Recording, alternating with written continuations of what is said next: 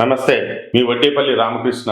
ఒక విచిత్రమైనటువంటి పరిస్థితి తెలంగాణలో ఉంది. అంటే ఈ విచిత్రపరమైనటువంటి పరిస్థితి అంటే హైజాక్ చేయటం, ప్రజల యొక్క మనోభావాల్ని హైజాక్ చేసి తనకి అనుకూలంగా మలుచుకునేటటువంటి విధానము ఈ యొక్క తెలంగాణ రాష్ట్రంలో స్పష్టంగా కనిపిస్తుంది. అంటే సిట్ ఇచ్చినటువంటి నోటీస్కి అది సహజంగా చిన్న విషయం. ఒక కోర్టులో ఏదన్నా ఒక వ్యక్తిని విచారించటము అని అన్నప్పుడు అది న్యాయ సూత్రాలకి కట్టుబడి ఉండాలి.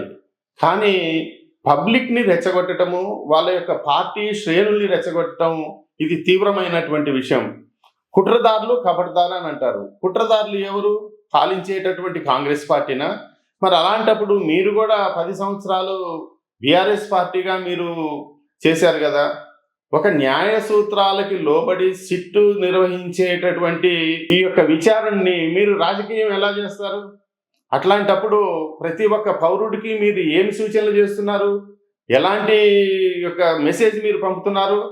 అంటే ఎవరైనా ఒక మర్డర్ చేసిన వ్యక్తి కానీ, లేదా ఒక దొంగతనం చేసిన వ్యక్తి కానీ, లేదా ఏదైనా ఒక చిన్న పెట్టి కేసులో కానీ, 420 కేసులో కానీ ఒక పౌరుడు భారతదేశం యొక్క పౌరుడు మీద న్యాయ విచారణ జరిగేటప్పుడు వారిని, వారి కుటుంబాన్ని, అతనుకున్న బలగాన్ని మొత్తం కూడా రోడ్ల మీద వచ్చి ప్రదర్శన చేయమని మీరు ఒక మెసేజ్ ఇస్తున్నారా?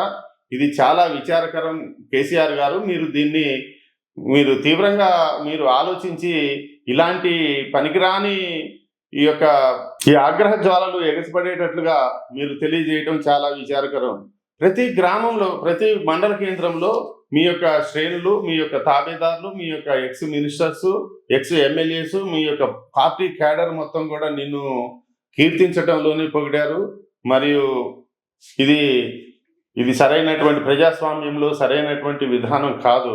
నిజంగా మీరు శుద్ధపూసవైతే, మీ భాషలో చెప్పేటట్లుగా మీరే నిజంగా శుద్ధపూసవైతే మీరు సిట్ విచారణలో నిరూపించుకొని ఫోన్ ట్యాపింగ్ కేసులో నా యొక్క పాత్ర ఏమీ లేదని, నేను ఎవరిని కూడా బ్లాక్మెయిల్ చేయలేదని, అదే రంగా కేటీఆర్ కానీ, హరీష్ రావు గారి మీద కానీ, లేదా వివిధ అధికారుల మీద కానీ, వ్యాపారస్తుల మీద కానీ మేము ఫోన్ ట్యాపింగ్ చేయలేదని నిరూపించుకోవాల్సిన బాధ్యత మీ మీద ఉన్నది. మీరు స్వతహాగా మీరు నిరూపించలేరు కాబట్టి సిట్ ద్వారా మీకు ఒక అవకాశం ఇచ్చింది.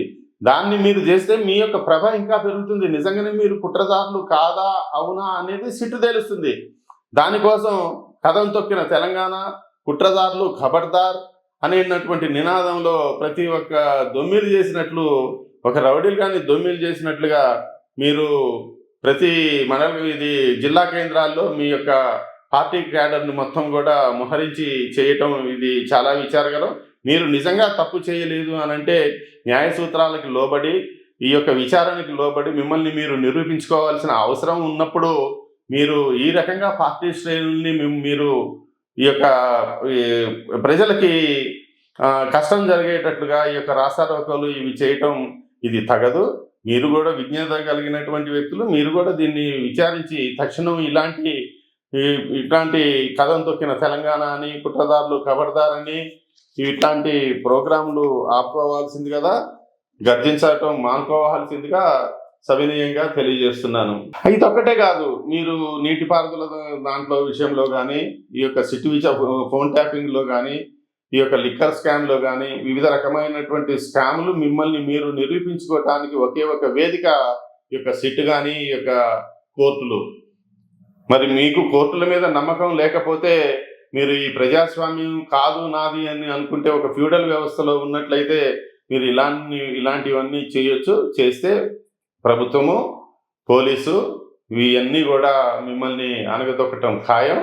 ప్రజల యొక్క మనసుల్లో నుంచి మీరు శాశ్వతంగా దూరం కావటం కూడా ఖాయం. కాబట్టి ఇలాంటి చీఫ్ జిమ్మిక్స్ని మీరు బీఆర్ఎస్ పార్టీ మానుకోవాల్సిందిగా కోరుతున్నాను. మీ వడ్డేపల్లి రామకృష్ణ. Thank you.